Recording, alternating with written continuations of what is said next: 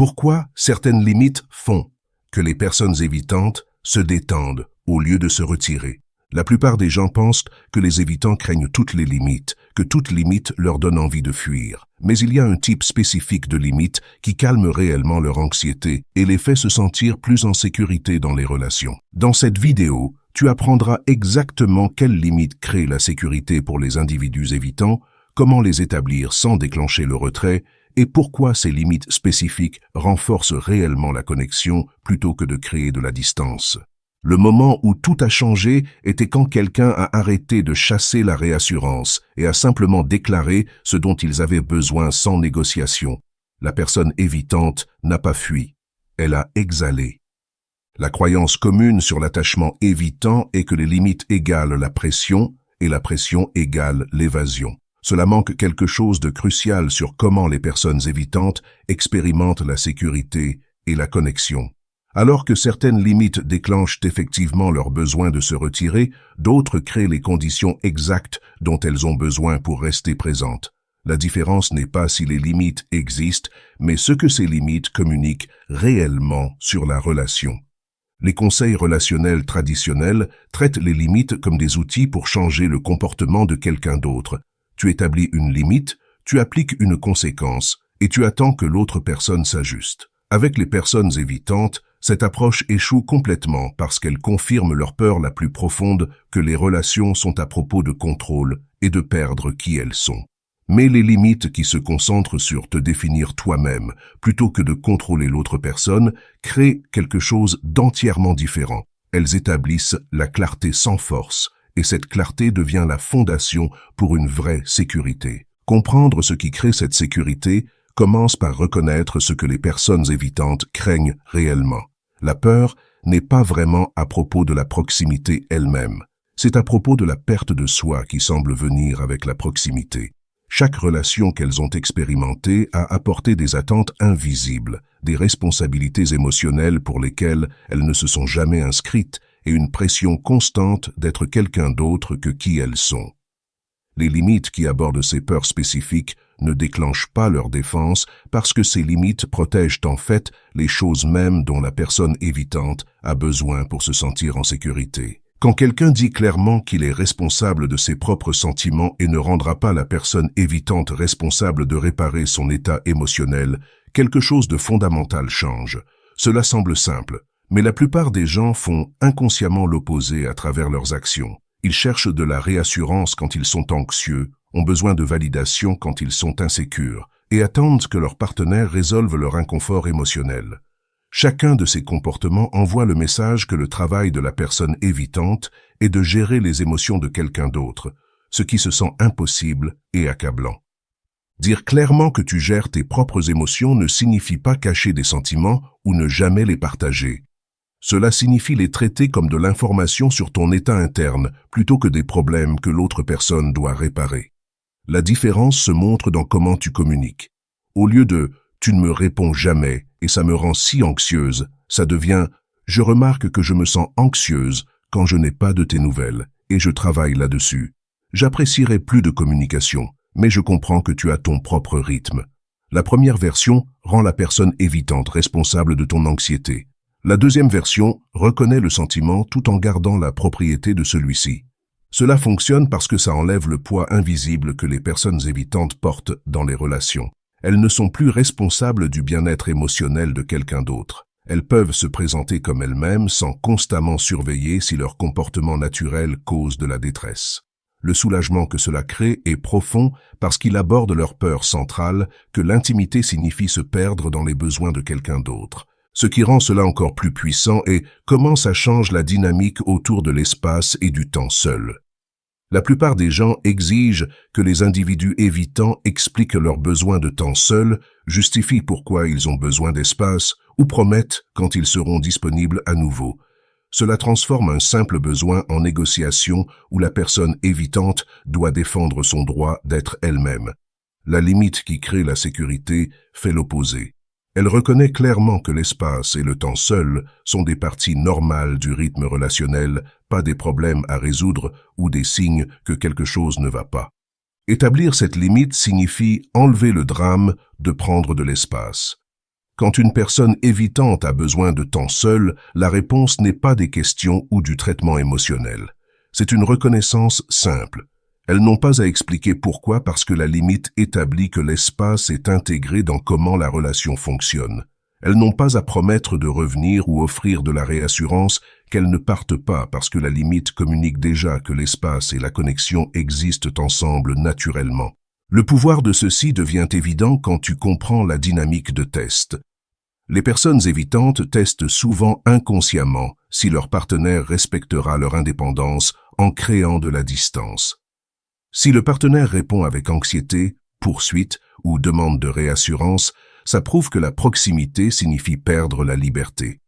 Mais quand la limite est claire que l'espace est normal et attendu, il n'y a rien à tester. La personne évitante peut prendre de l'espace quand nécessaire et revenir quand prête sans que la relation soit menacée par ce rythme naturel. Ce même principe s'applique à comment les conversations arrivent. Les personnes évitantes se retirent souvent de discussions qui se sentent émotionnellement accablantes ou chaotiques. Leur système nerveux répond à une haute intensité émotionnelle comme une menace, déclenchant leur besoin de se retirer. La limite qui crée la sécurité établit que les conversations importantes arrivent avec une communication calme et claire plutôt qu'une inondation émotionnelle. Cela ne signifie pas supprimer les émotions ou ne jamais exprimer des sentiments. Cela signifie créer une structure où les émotions sont reconnues et traitées individuellement avant d'être amenées dans la conversation. Quand quelqu'un a besoin de discuter de quelque chose d'important, il donne un préavis plutôt que d'embusquer la personne évitante avec des discussions émotionnelles soudaines. Il gère son propre état émotionnel avant de commencer des sujets difficiles. Il se concentre sur des comportements et besoins spécifiques plutôt que des attaques de caractère ou du traitement émotionnel accablant. La personne évitante se sent en sécurité parce que les conversations deviennent prévisibles et gérables. Elle ne marche pas sur des coquilles d'œufs en se demandant quand la prochaine explosion émotionnelle arrivera. Elle n'est pas responsable de gérer la dérégulation de quelqu'un d'autre, qui est quand les émotions de quelqu'un deviennent accablantes et difficiles à contrôler pendant des discussions importantes. Elle peut réellement s'engager avec ce qui est dit plutôt que d'utiliser toute son énergie pour gérer l'atmosphère émotionnelle. Cela crée de l'espace pour une communication genuine plutôt qu'une fermeture défensive. Où cela transforme vraiment la relation, c'est dans comment les attentes sont gérées. Les personnes évitantes expérimentent les attentes non dites comme des pièges invisibles qui menacent leur liberté. Elles sentent ce que quelqu'un veut d'elles, se sentent obligées de le fournir, et puis ressentent l'obligation qu'elles ont créée pour elles-mêmes. La limite qui crée la sécurité rend toutes les attentes claires et optionnelles. Rien n'est assumé, tout est déclaré directement, et la personne évitante a toujours la liberté de dire non sans que ça endommage la relation. Cela se montre dans comment les demandes sont faites. Au lieu d'insinuer ou d'espérer que la personne évitante devinera ce qui est nécessaire, des demandes directes créent de la clarté. Au lieu de construire du ressentiment quand les attentes non dites ne sont pas rencontrées, une communication claire empêche le ressentiment de se former. Au lieu de faire que la personne évitante figure ce qui rendra leur partenaire heureux, des déclarations directes sur les besoins et préférences créent une carte qu'elles peuvent choisir de suivre ou non. Ce qui rend cela transformateur est que ça enlève la dynamique de lecture de pensée. Les personnes évitantes n'ont pas à constamment surveiller les attentes cachées ou décoder ce que quelqu'un veut vraiment. Elles peuvent prendre les demandes au pied de la lettre, y penser genuinement et répondre honnêtement. Elles peuvent dire oui parce qu'elles le veulent réellement, pas parce qu'elles ont peur de décevoir quelqu'un. Elles peuvent dire non sans déclencher des peurs d'abandon chez leur partenaire parce que la limite établit déjà que non est une réponse acceptable. La pièce de cohérence devient cruciale ici. Les personnes évitantes se sentent en sécurité quand le comportement de quelqu'un reste stable, peu importe si elles sont distantes ou proches. Cela signifie se présenter constamment sans poursuivre, maintenir ta propre vie et intérêt sans faire de la relation ton monde entier et rester émotionnellement régulé que la personne évitante soit présente ou prenne de l'espace. Le message que cela envoie est que tu es sécure en toi-même et la relation améliore ta vie plutôt que de la définir. La plupart des gens font l'opposé. Quand la personne évitante se retire, ils poursuivent plus fort. Quand la personne évitante se rapproche, ils deviennent complètement disponibles et laissent tomber tout le reste. Cela crée un environnement imprévisible où la personne évitante ne sait jamais quelle réponse leur comportement déclenchera. Elles ne peuvent pas se détendre parce qu'elles gèrent constamment les réactions de quelqu'un d'autre à leur rythme naturel de proximité et distance. La limite de cohérence communique quelque chose d'essentiel sur la sécurité. Elle dit que ton état émotionnel ne dépend pas de la proximité de la personne évitante. Tu as ta propre vie, tes propres intérêts, ta propre régulation émotionnelle qui existe indépendamment de si elles sont proches ou distantes à tout moment donné. Cela ne signifie pas être froide ou indisponible. Cela signifie être fiablement toi-même, peu importe ce que la personne évitante fait. Ce qui arrive ensuite surprend souvent les gens. Quand ces limites sont en place, quand la responsabilité émotionnelle est claire, quand l'espace est normalisé, quand la communication est calme et directe, quand les attentes sont explicites, et quand la cohérence est maintenue, la personne évitante commence à se détendre. La vigilance constante qu'elle maintient contre se perdre dans la relation commence à s'alléger. Elle commence à expérimenter qu'elle peut être proche sans disparaître, qu'elle peut être elle-même sans causer de problème, qu'elle peut avoir des besoins sans être rejetée pour eux. Ce changement n'arrive pas du jour au lendemain. L'attachement évitant se développe à partir d'années d'expérience où la proximité signifiait perdre l'autonomie, où les besoins émotionnels étaient rencontrés avec inconsistance ou accablement, où être soi-même menait au rejet ou au contrôle. Une personne établissant des limites saines ne défait pas cette histoire immédiatement, mais ça crée une nouvelle expérience, un schéma différent qui défie les vieilles croyances sur ce que les relations requièrent. La personne évitante commence à remarquer que prendre de l'espace ne mène pas à la punition ou à la poursuite. Elle observe qu'être elle-même ne crée pas le chaos émotionnel qu'elle attend. Elle expérimente que la proximité ne requiert pas qu'elle gère l'état émotionnel de quelqu'un d'autre ou abandonne son indépendance. Chacune de ces expériences crée une petite fissure dans le mur défensif qu'elle a construit, permettant la possibilité que cette relation pourrait être différente. Ce qui amplifie cet effet est que ces limites ne sont pas juste à propos de gérer le comportement de la personne évitante. Ce sont genuinement des pratiques relationnelles saines qui bénéficient tout le monde impliqué. Prendre responsabilité de tes propres émotions crée une connexion plus authentique. Normaliser l'espace permet aux deux personnes de maintenir leur individualité. La communication calme mène à une meilleure résolution de problèmes. Les attentes explicites préviennent le ressentiment. La cohérence construit la confiance. Ce ne sont pas des techniques pour manipuler une personne évitante pour qu'elle soit différente. Ce sont des fondations de relations sécures qui arrivent à aborder exactement ce qui fait que les personnes évitantes se sentent en insécurité. La distinction importe parce que les personnes évitantes sont hautement accordées à la manipulation et au contrôle. Si ces limites sont établies avec l'agenda de les changer, elles le sentiront et se retireront davantage. Mais quand ces limites viennent d'un engagement genuin envers une relation saine, quand elles sont à propos de te définir toi-même plutôt que de contrôler l'autre personne, elles créent les conditions où la personne évitante peut choisir la proximité sans se perdre. C'est là où beaucoup de gens mal comprennent ce qui se passe. Ils pensent que ces limites sont à propos d'accommoder les limitations de la personne évitante ou d'activer leur retrait. Mais ce n'est pas ce qui se produit. Ces limites sont à propos de créer une structure relationnelle où l'autonomie et la connexion coexistent, où deux personnes entières peuvent être proches sans qu'aucune ne se perde. Ce n'est pas de l'accommodation, c'est une relation saine. La réponse de la personne évitante à ces limites révèle quelque chose d'important. Si quelqu'un devient plus présent, plus ouvert, plus disposé à s'engager quand ces limites sont en place, ça suggère que leur retrait était une réponse à se sentir en insécurité, pas une incapacité fondamentale de se connecter. Si quelqu'un continue à se retirer même quand ces conditions sont rencontrées, ça peut indiquer qu'ils ne sont pas prêts pour une relation du tout, peu importe la structure offerte. Cette distinction aide les gens à éviter le piège de s'ajuster sans fin pour rendre une personne évitante confortable. Les limites créent la sécurité, mais elles ne forcent pas la connexion. Elles enlèvent les obstacles à la proximité, mais elles ne créent pas le désir pour elles où aucun n'existe. Une personne évitante qui se sent en sécurité a l'option de se rapprocher. Si elle choisit de prendre cette option, dépend de facteurs au-delà de ce que les limites peuvent aborder. Pour la personne établissant ces limites, la transformation est également significative.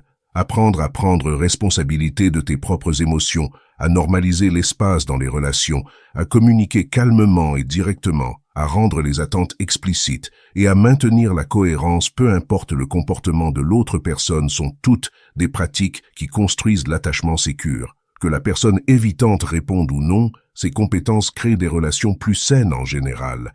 L'application pratique de tout ceci commence avec une auto-évaluation honnête. Regarde comment tu gères actuellement l'inconfort émotionnel dans la relation. Cherches-tu de la réassurance de la personne évitante quand tu es anxieuse? Les rends-tu responsables de réparer tes sentiments? Remarque comment tu réponds quand elles prennent de l'espace. Poursuis-tu? Crées-tu du drame émotionnel autour de leurs besoins de temps seul? Observe comment tu communiques sur les problèmes. Attends-tu jusqu'à ce que les émotions soient accablantes et puis leur déverses tout d'un coup? Chacun de ces schémas communique à la personne évitante que la relation est en insécurité, que la proximité requerra qu'elle gère ton état émotionnel, que leur besoin d'espace sera puni, que les conversations seront accablantes et imprévisibles. Changer ces schémas n'est pas à propos de supprimer tes besoins ou devenir quelqu'un que tu n'es pas. C'est à propos de rencontrer tes besoins de façon qui ne rende pas l'autre personne responsable d'eux. Quand tu te sens anxieuse sur la relation, tu peux reconnaître l'anxiété sans en faire le problème de la personne évitante à résoudre. Tu peux partager le sentiment comme information tout en gardant la propriété de le gérer. Quand la personne évitante a besoin d'espace, tu peux le reconnaître simplement et maintenir ta propre stabilité émotionnelle. Quand des sujets importants ont besoin de discussion, tu peux te réguler d'abord, donner un préavis et créer des conditions pour une conversation calme. Le langage que tu utilises importe énormément. Au lieu de « tu me fais sentir » et c'est « je remarque que je me sens ». Au lieu de « pourquoi tu toujours » et c'est « j'ai remarqué un schéma ou ». Au lieu de « tu as besoin de » et c'est « j'ai besoin » ou « j'apprécierais ». Ces changements de langage reflètent le changement plus profond dans la responsabilité. Ils reconnaissent ton expérience tout en gardant la propriété de celle-ci. Ils décrivent ce que tu observes sans faire d'hypothèse sur l'intention. Ils expriment tes besoins sans exiger que l'autre personne les rencontre. Ce qui émerge souvent de cette pratique est un sens plus clair de si la relation peut réellement fonctionner.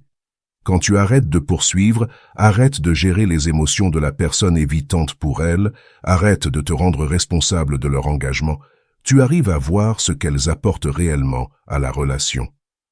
Tu découvres s'il y a un désir genuin de connexion sous les défenses ou si le retrait est toute l'histoire. Cette clarté est précieuse peu importe le résultat. Si la personne évitante répond à la sécurité en se rapprochant, tu as trouvé un chemin vers une connexion plus saine. Si elle continue à se retirer même quand les conditions sont sûres, tu as appris que sa disponibilité ne correspond pas à ce dont tu as besoin, et tu peux prendre des décisions informées sur la relation. De toute façon, tu n'es plus coincé dans le piège anxieux évitant où ta poursuite déclenche leur retrait, ce qui déclenche plus de poursuite dans un cycle sans fin. La réalisation ultime est que les limites qui créent la sécurité pour les personnes évitantes sont simplement des limites qui créent des relations saines. La raison pour laquelle elles fonctionnent n'est pas parce qu'elles sont des techniques spéciales pour gérer des gens difficiles. Elles fonctionnent parce qu'elles établissent les conditions où à la fois l'autonomie et la connexion peuvent exister, où deux personnes peuvent être proches sans qu'aucune ne se perde. C'est ce dont tout le monde a besoin, peu importe le style d'attachement. Quand les personnes évitantes se sentent en sécurité avec certaines limites, elles répondent aux mêmes choses qui font que n'importe qui se sent en sécurité dans les relations. Communication claire, responsabilité émotionnelle, respect pour l'autonomie, comportement prévisible et attente explicite créent la sécurité pour tout le monde. La différence est que les personnes évitantes sont plus sensibles à l'absence de ces conditions et plus réceptives à leur présence parce que toute leur structure défensive est construite autour de se protéger des relations qui manquent ces éléments. Comprendre cela enlève le sens que tu fais quelque chose de spécial ou difficile pour accommoder les limitations de quelqu'un. Tu construis simplement une structure relationnelle saine. Si la personne évitante ne peut pas s'engager, même dans cette structure, ce n'est pas parce que tu as échoué à établir les bonnes limites, c'est parce qu'elle n'est pas prête pour une relation, point. Mais si elle peut s'engager, si elle se détend et se rapproche quand la sécurité est établie, alors tu as créé quelque chose de précieux pour vous deux. Les limites qui font que les personnes évitantes se sentent en sécurité sont les limites qui devraient exister dans chaque relation. Prendre responsabilité de tes propres émotions, respecter le besoin de chacun pour l'espace, communiquer calmement et directement, rendre les attentes explicites et maintenir un comportement cohérent, peu importe la proximité de l'autre personne, ne sont pas des accommodations spéciales. Elles sont la fondation de l'attachement sécure et de la relation saine. Si tu es dans une relation avec une personne évitante et te demandes si ces limites aideront, la réponse dépend de ce qui est sous leur retrait. Si leur évitement est une défense contre des dynamiques relationnelles en insécurité, ces limites peuvent créer la sécurité dont elles ont besoin pour baisser ces défenses. Si leur évitement reflète une non-volonté ou incapacité plus profonde de s'engager, aucune limite ne changera ça. La seule façon de savoir est d'établir ces conditions et d'observer ce qui se passe. Pour la personne évitante regardant ceci, reconnaître quelles limites créent la sécurité versus lesquelles déclenchent le retrait peut t'aider à communiquer tes besoins plus efficacement. Tu peux laisser les partenaires savoir que tu as besoin qu'ils gèrent leurs propres émotions, que tu as besoin que l'espace soit normalisé, que tu as besoin de communication calme et d'attentes explicites. Tu peux expliquer que ce ne sont pas des demandes de traitement spécial, mais des requêtes pour des conditions relationnelles où tu peux réellement te présenter et être présente. La transformation arrive quand les deux personnes comprennent que le but n'est pas d'éliminer toutes les limites ou d'établir des limites qui contrôlent l'autre personne. Le but est d'établir des limites qui permettent aux deux personnes d'être pleinement elles-mêmes tout en étant proches l'une de l'autre. C'est le seul type de relation qui vaut la peine d'avoir, et c'est le seul type où les personnes évitantes peuvent réellement se détendre assez pour expérimenter une connexion genuine. Alors, si tu te demandes pourquoi certaines limites font que les personnes évitantes se sentent en sécurité, c'est parce que ces limites protègent les choses même qu'elles craignent de perdre dans les relations. Leur autonomie, leur intégrité émotionnelle, leur droit d'être elles-mêmes. Quand les relations respectent ces choses plutôt que de les menacer, les personnes évitantes peuvent finalement exhaler et considérer la possibilité que peut-être, juste peut-être, la proximité n'a pas à signifier se perdre après tout. Le voyage de comprendre ceci change complètement comment nous approchons les relations avec les individus évitants. Au lieu de voir leur retrait comme rejet ou leur besoin d'espace comme problème à réparer, nous pouvons reconnaître ces réponses comme informations sur ce qui se sent en insécurité pour elles. Chaque fois qu'elles se retirent, elles communiquent quelque chose d'important sur les dynamiques relationnelles. Chaque fois qu'elles luttent avec des conversations émotionnelles, elles nous montrent où vit l'accablement. Chaque fois qu'elles résistent aux attentes, elles protègent quelque chose d'essentiel sur qui elles sont. Ce changement de perspective nous fait passer d'essayer de changer la personne évitante à créer des conditions où elles peuvent se changer elles-mêmes si elles choisissent de le faire. Nous ne les réparons pas ou ne les gérons pas ou n'accommodons pas leurs dysfonctions. Nous construisons une structure relationnelle qui respecte les besoins des deux personnes pour l'autonomie et la connexion. Nous établissons des limites qui servent tout le monde impliqué, pas juste la personne avec attachement évitant. Nous créons le type de relation où la croissance devient possible parce que la sécurité existe d'abord. La réalisation la plus puissante est que ces limites n'aident pas juste les personnes évitantes à se sentir en sécurité. Elles aident tout le monde à construire des connexions plus authentiques et durables où les deux personnes peuvent vraiment être elles-mêmes. Laisse un commentaire partageant ton expérience avec les limites dans les relations avec les personnes évitantes. Quelles limites as-tu trouvé qui créent la sécurité versus déclenchent le retrait? Appuie sur le bouton like si ceci t'a donné une nouvelle perspective sur l'attachement évitant et abonne-toi pour plus de contenu sur construire des schémas relationnels plus sains. Merci d'avoir regardé.